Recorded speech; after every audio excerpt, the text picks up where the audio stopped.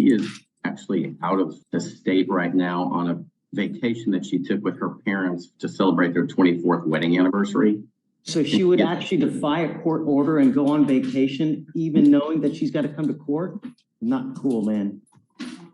You know? Well, I think it was a family event that they had all planned and had prepaid for. All right, this is a risky move right out of the gate. Missing a court date for a vacation, even if it's prepaid, can be seen as straight-up disrespect to the court. Judges don't care about travel plans when legal obligations are on the line. Question is, would you risk your case just for a trip? She'll be back in town on Monday. That's really arrogant. You know, I can't. Would you do that? Well, obviously I wouldn't do that, Judge, but I wouldn't do that either. I mean, I will grant you the courtesy of Monday, but I mean, it's not cool that you would defy a court order and still go on vacation knowing that you have to come to court. That's a kick in the ding ding, man. You know? Well, I understand. I think it was a situation where her parents had prepaid for the entire thing for the whole family. Now listen closely. The judge is making it clear this isn't just inconvenience, it's about authority. In legal terms, this behavior can lean toward contempt of court. And once a judge feels disrespected, it can impact everything. Bond, sentencing, even credibility moving forward. And didn't want to have the expense of trying to send her back alone early. Where is she? She's in Maui, Judge. What is it? The trip had been booked for 6 months. I get it, but that doesn't justify it. You know, a court date is a court date. And you willfully chose to just defy and say, you know, thumb yourself at the court system. And that's not cool. You know, that shows us that you completely disrespect. You don't care what we say, what we think. That's not how we do things in criminal court, you know? Pavel, what's the cause number?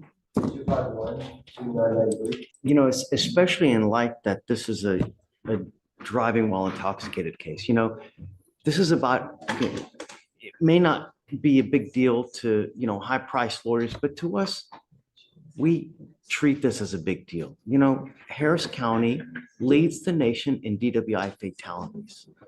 We have DWI after DWI, death after death. It's truly an astounding and a disgusting statistic. We're going to do probable cause. You have the right to remain silent. Anything you say can or will be used against you. You have the right to have an attorney present. If you cannot afford one, one will be appointed to you, ma'am. Okay. On June 1st, 2024, officers were notified by Humboldt Police Department requesting assistance with possible driver at 7:56 in the morning in the Target parking lot.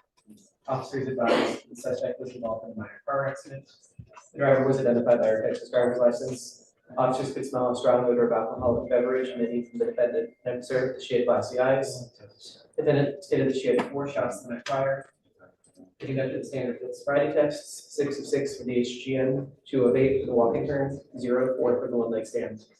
Officers showed the DIC, and the defendant consented to a breath, as the results of which were 0.085 and 0.084. Okay. Can you do me a favor? I guess look to see what other kind of contact she has with the law. Does she have any priors, any prior DWIs? She's never been in trouble before. I've got a chief approved PGI offer today.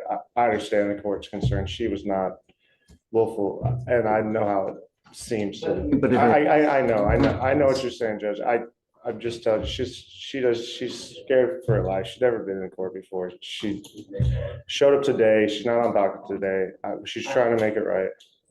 if it were me, if I know I pick up a DWI and I have a court case the following week, I'm going to go. I don't care if I have a trip.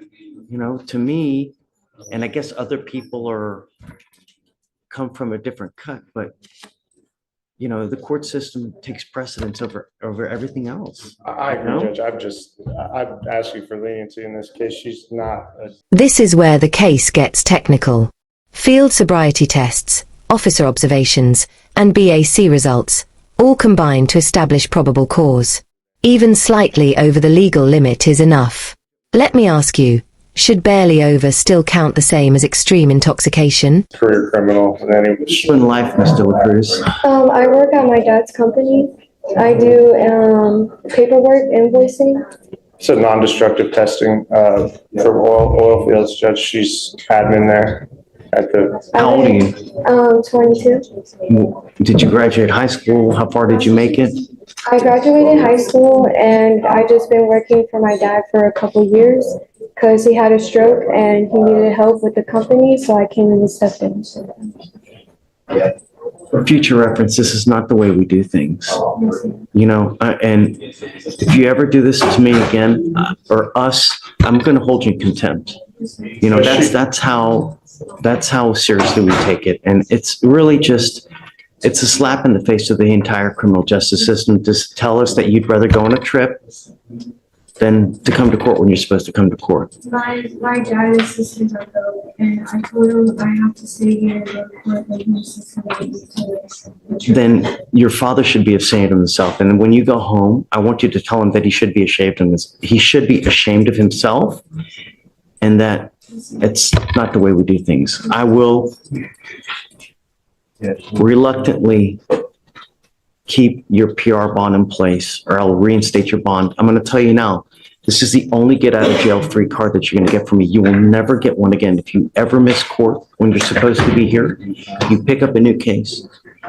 If you consume alcohol or drugs, I'm going to put you in jail. You will never get another PR bond. You understand, man? So I am going to find probable cause. I am ordering you, as a condition of your bond, not to consume alcohol, illegal drugs. I'm going to randomly test you. If I find that you're consuming alcohol or dope, you will go to jail. Tell me, do you have a Texas driver license? Do you have liability insurance in your name? She has insurance. It's under her father's name. She's on the policy, Judge. I want to make sure that you're named as a covered person. As if you are, then you may continue to drive. Until that point, I just want to know that you're actually a named under that policy. You have a lawyer. You must stay in contact with the lawyer, which I hope that there won't be a problem. There's not an issue, Judge. This will never happen again. It's fine. I get it. If they come back to me and tell me that you've gone MIA, I will issue a warrant for your arrest. So you must stay in contact with them, and they will tell you when you have to come back to court. For now, I'll have you go to Victoria. We'll have you sign a reset. After that, you'll get retraced for your bond conditions, and then It's at 6/7. Can we get? we're gonna roll it for a we'll while. reinstate the bond now, All right. and then we'll just let you pick a new date. Thank you, Judge. May we be excused? Please. Empezando desde aquí. Okay, so I'm gonna start with Okay. who is Gonzalez Campuzano? Okay, Mr. Gonzalez Campuzano, you are charged with terroristic threat. You are facing up to a year in jail and or $4,000 fine. What do they want? 3 days with 12 days credit. They have given you an offer of 3 days in jail with credit for the 12 days that you've done.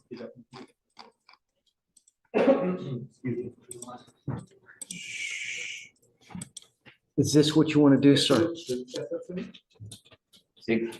Understand that this charge will go on your record.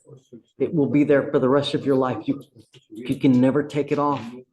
There's also an affirmative finding of family violence. What that means is that you can never own a gun or ammunition as a result of this. And if you ever pick up another case like this, you'll be facing a minimum of 90 days in jail. You pick up a gun, you'll be facing also a year in jail. And now things escalate fast. Multiple DWIs while already on bond. That's a huge legal red flag. At this point, the court isn't just correcting behavior, it's protecting the public. Patterns like this almost always lead to harsher consequences. This is where second chances start running out. You understand? You give up the right to a trial. And this is also for Ramos Velasquez. Who is Ramos Velasquez? Mr. Velasquez, Ramos Velasquez, you were charged with driving while intoxicated.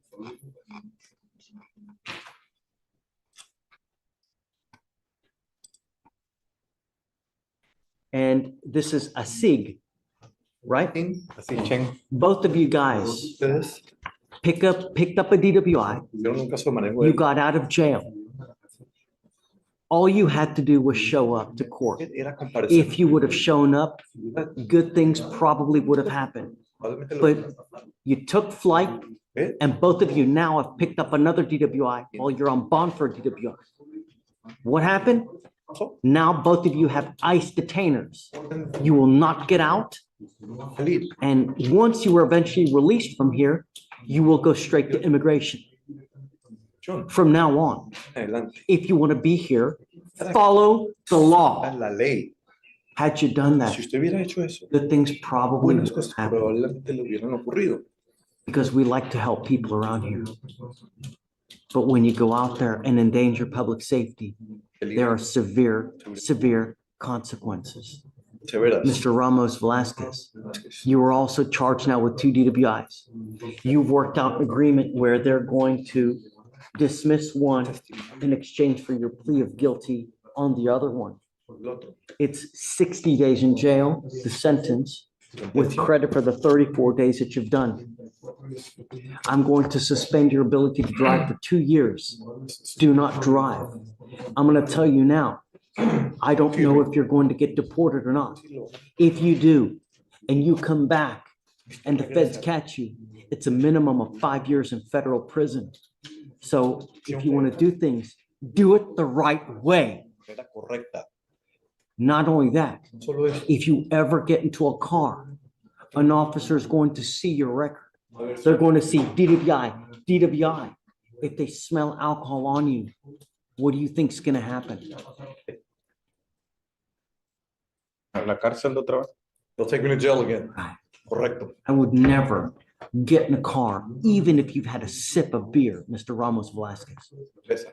¿Entendió? because what's happening now will happen again and again, eternally. Otra vez, eternamente. How do you plead to the offense of driving while intoxicated? Guilty or not guilty? Guilty. I will find you guilty. I will sentence you to the agreement. Mr. Gonzalez Campuzano, how do you plead to the offense of terroristic threat? Guilty. I will find you guilty. I will also follow the agreement, sentence you to it.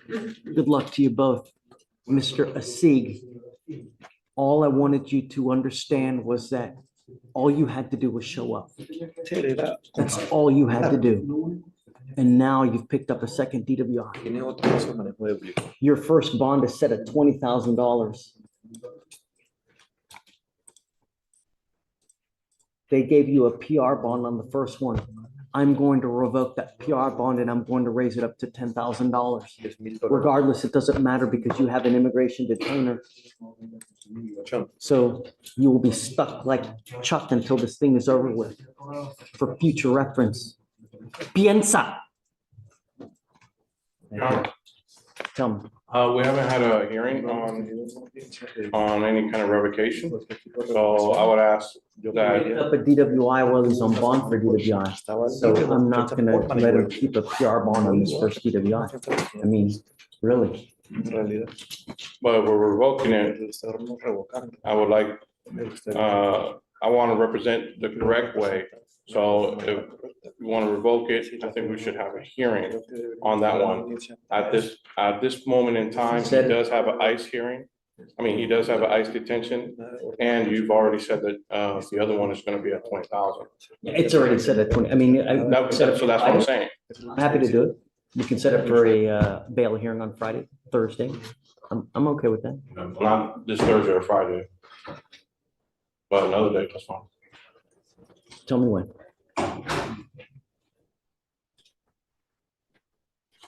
I would rather do it sooner rather than later, just because a person with 2 DWIs, I'm going to do it quick.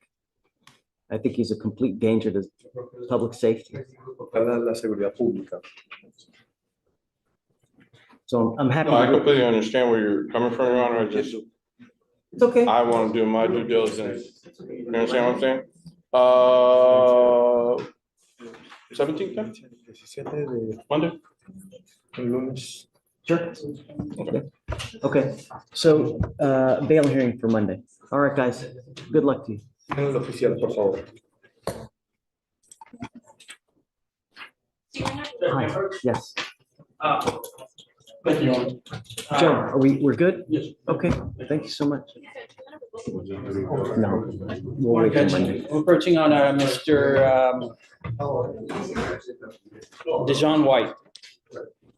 He's in custody. Someone just, no, but Mr. Hatton approached on Deshaun White. There's two whites on docket. Jaquan White. Ricardo has a fugitive, page 41. Oh, okay, you got Dewan White. Jaquan White. Okay, because he had, is it Dedrian White? Dedrian White, okay. I'm sorry. Oh, it's all right, Judge. So Mr. White's on a fugitive case. He would like me to approach and ask for a bond so he could turn himself into the demanding county of Monroe, Georgia. Judge, the state at this time is not asking for a bond. We don't feel comfortable given his sheer number of thefts and he absconded. Okay, hold on a second. You guys want a bond too, right? Yes, sir. You want a bond too? Yes. Can we bring them both out so we can get two birds? Huh? White and who else? Mitchell. White and Mitchell, please. Thanks, Stephen. I think that's it after.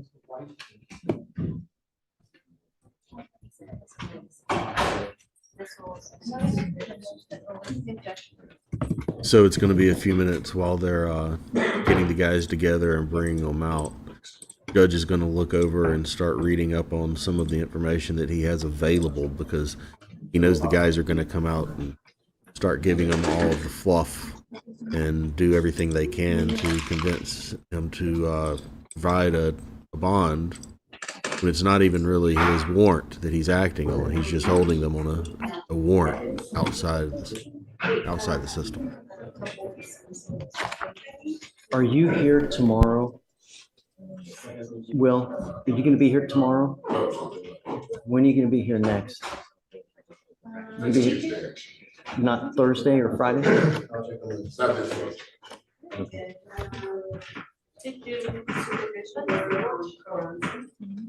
Can you zoom in tomorrow?